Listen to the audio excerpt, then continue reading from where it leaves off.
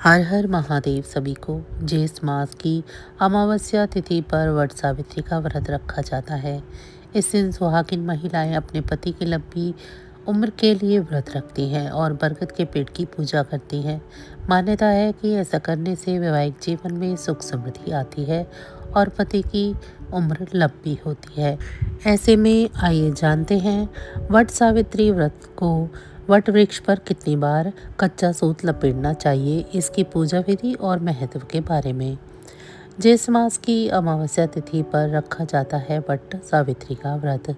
इस बार यह व्रत 26 मई सोमवार के दिन पड़ रहा है।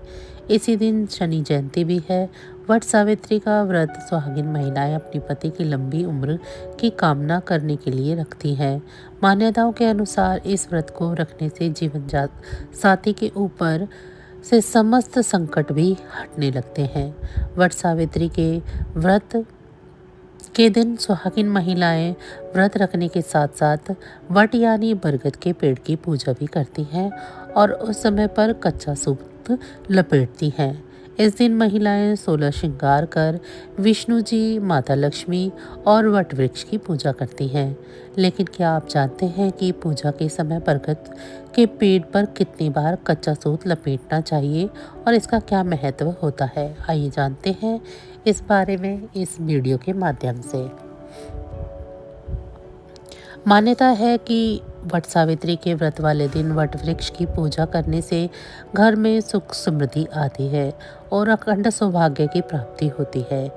माना जाता है कि बरगद के पेड़ की पूजा करने से, इस पर विधि विधान से कच्चा सूत लपेटने से पति की आयु लंबी होती है और सभी प्रकार के कलह और संकटों से छुटकारा मिल जाता है। ऐसी मान्यता है कि ज्येष्ठ अमावस्या के दिन देवी सावित्री के पति बरगद के पेड़ के नीचे पुनर्जीवित हो गए थे। यमराज ने सावित्री देवी की निष्ठा और पति परायणता को देखकर उनके मृत पति को पुनर्जीवित कर दिया था। ऐसा कहा जाता है कि तभी से सुहागिन महिलाएं अपने पति की लंबी उम्र के लिए वट वृक्ष की पूजा करती हैं और यह बहुत फलदायी माना जाता है और देवी उन्हें अखंड सौभाग्य का आशीर्वाद भी देती हैं।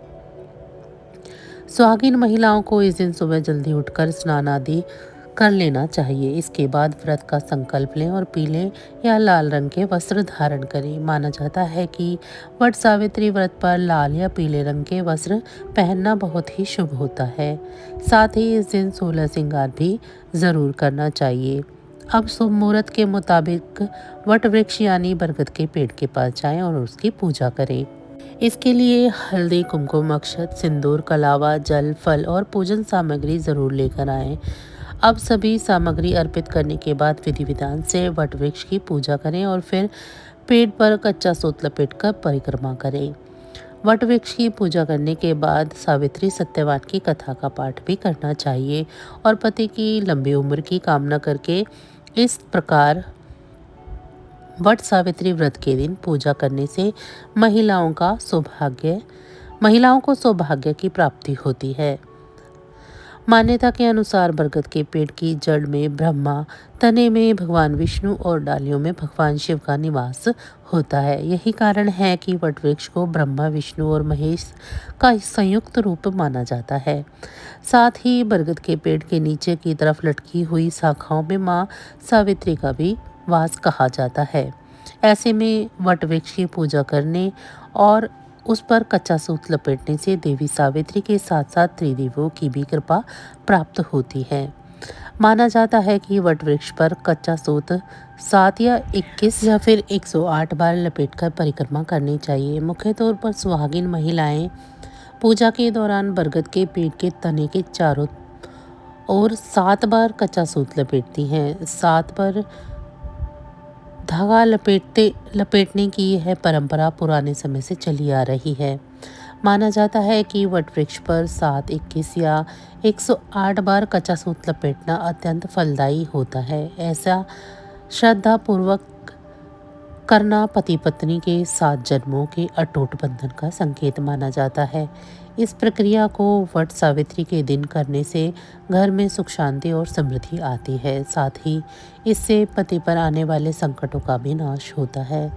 वट सावित्री व्रत नारी शक्ति प्रेम, धैर्य और समर्पण का प्रतीक भी बन चुका है। इस व्रत को रखने और वट वृक्ष की पूजा करने से वैवाहिक जीवन में सदैव खुशहाली बनी रहती है और पति पत्नी के बीच रिश्ता मजबूत होता है और गहरा होता है। वट सावित्री का व्रत सुहागिन महिलाओं द्वारा पति की दीर्घायु और सुखमय वैवाहिक जीवन के लिए किया जाता है।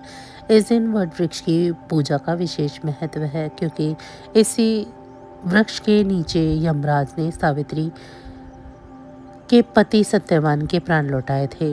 व्रत का पूरा लाभ पाने के लिए महिलाओं को कुछ नियमों का पालन करना चाहिए। आइए जानते हैं इस दिन क्या करें और क्या ना करें।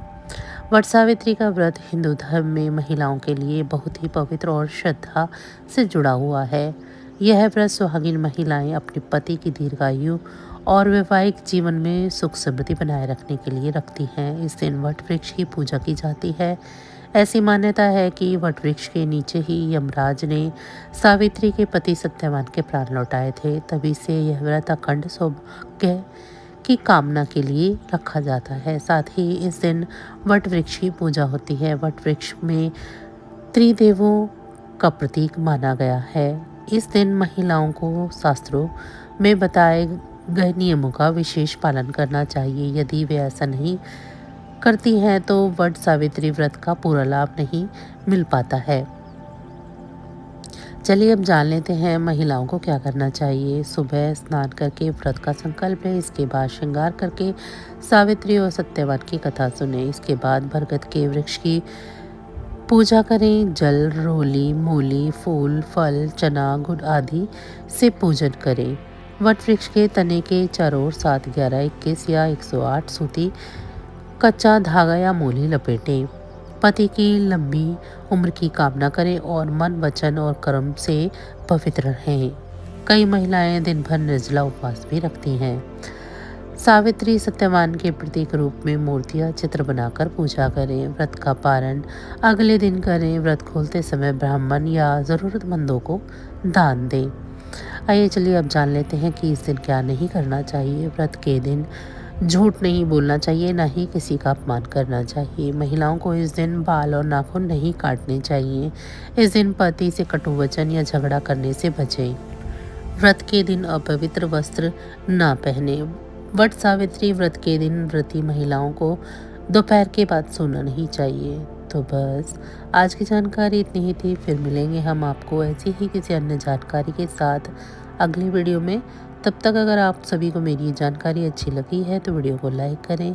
चैनल को अभी तक सब्सक्राइब नहीं किया है तो चैनल को सब्सक्राइब कर लें। भगवान भोलेनाथ की कृपा दृष्टि आप सभी पर सदैव बनी रहे। आप सभी का बहुत बहुत धन्यवाद। नमः शिवाय।